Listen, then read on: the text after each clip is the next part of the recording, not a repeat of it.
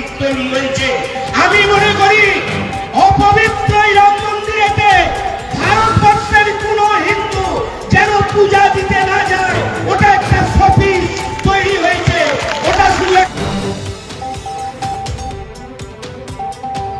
শুভেন্দু অধিকারীর বার্তা দিচ্ছেন, দেখুন এটাই তৃণমূলের কংগ্রেস নেতাদের আসল প্রকৃতি। হিন্দুত্বের আক্রমণ করতে করতে তাদের দুঃসাহস এতটাই বেড়ে গেছে যে এখন তারা ভগবান শ্রীরামের পুণ্যময় মন্দির, যা হিন্দুদের পবিত্র পীঠ স্থান, সেই মন্দিরকে অপবিত্র ব্যাখ্যা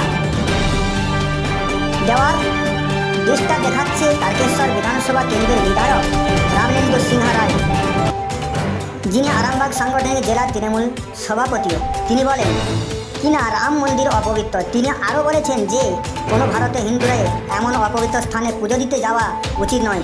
আমি শুধুমাত্র ওনার ওই অপমানকর বক্তব্যের তীব্র নিন্দা করে বিরত থাকছি না, বরং এমনই ঘৃণ্য বিবৃতি দিয়ে সারা বিশ্বের হিন্দুদের অনুভূতিতে আঘাত হানার জন্য এই ব্যক্তির বিরুদ্ধে এফআইআর দায়ের করার প্রস্তুতি নিচ্ছি, এমনটাই বললেন শুভেন্দু অধিকারী মহাশয়।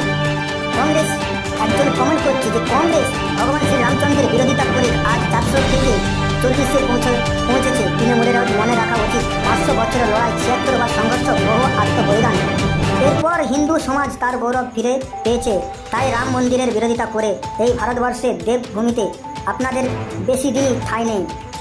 এর জবাব হিন্দু সমাজের কাছ থেকে পেয়ে যাবেন খুবই তাড়াতাড়ি, এমনটাই বলছেন কিছু মানুষ কমেন্টে। দেখুন বিস্তারিত কি বলছেন।